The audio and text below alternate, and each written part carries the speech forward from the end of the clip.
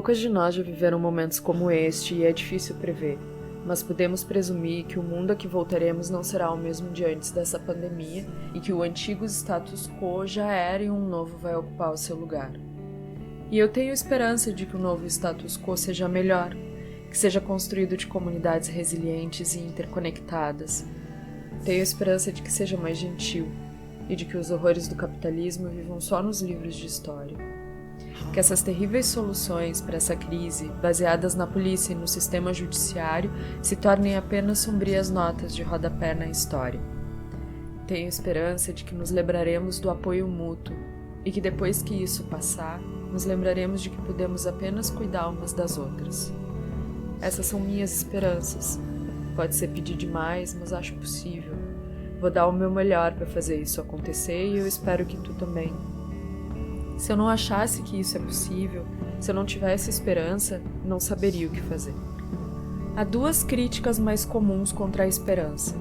A primeira é a ideia de que ela é algo passivo, que esperança seria esperar que alguém ou alguma coisa venha salvar você, que seria abandonar o seu poder de ação e confiar em algo externo.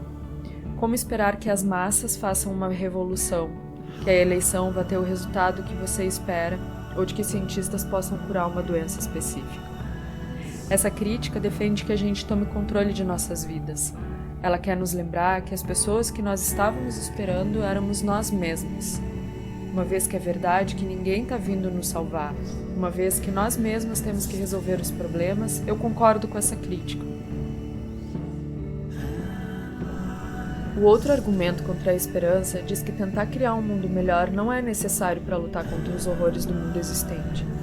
Que só ao abandonar a esperança, ao aceitar que estamos condenadas, não importa o que façamos, nós poderemos ser livres. Podemos não vencer, mas foda-se. Vamos embora felizes, pois é uma forma melhor de viver e de morrer. Ambos argumentos me atraíam quando a tempestade da ascensão do fascismo e do aumento das temperaturas globais ainda estavam no horizonte. Não quero pintar uma imagem falsa do mundo no começo deste século, pois ele sempre esteve cheio de horrores. Mas acho que é razoável dizer que, para mim e para as pessoas que provavelmente verão isto, as coisas estão piores agora. O nacionalismo está mais entranhado em mais países. As mudanças climáticas não estão mais no horizonte, estão aqui. E é claro, há uma pandemia. É impossível, não importa o quanto eu tente, em qualquer dia, esquecer as baixas dessa pandemia. O mundo está pior agora do que antes. E para onde eu me volto? Me volto para a esperança. O oposto de esperança não é ação e determinação. O oposto de esperança é o desespero. Desespero num momento como este pode literalmente nos matar. Nossa saúde mental e física está sob ataque. E a moral é metade da batalha. Precisamos de esperança. O primeiro argumento contra a esperança é um argumento de semântica.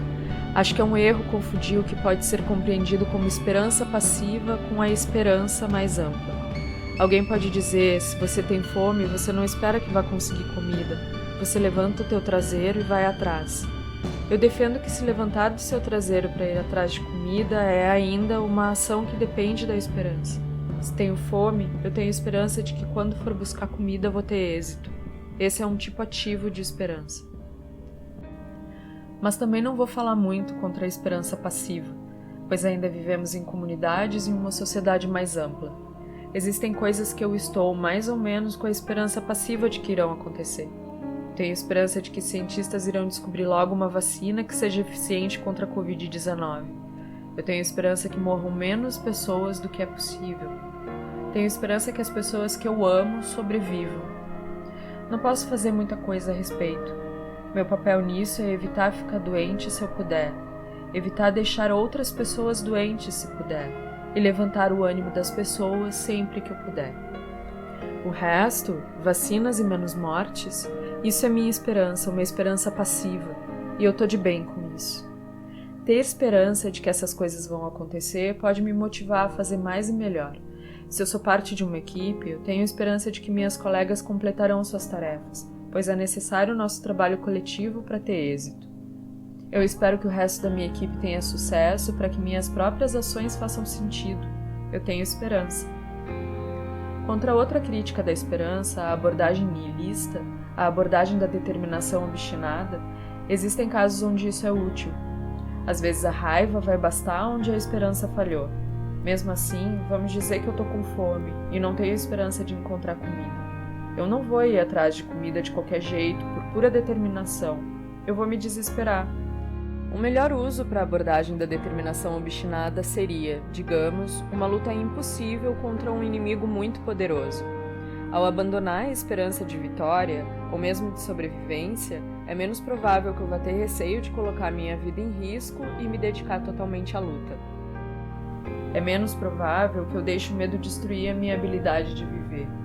É mais provável que eu haja livremente por aproveitar o tempo que tenho o melhor que eu posso. Há beleza, há poesia na liberdade que podemos encontrar na falta de esperança. Entretanto, eu descobri que mesmo a minha determinação obstinada funciona melhor quando eu acho que tenho uma chance. Eu imagino isso como jogo de tabuleiro ou de estratégia contra uma jogadora infinitamente superior. Só o desespero me levaria a desistir.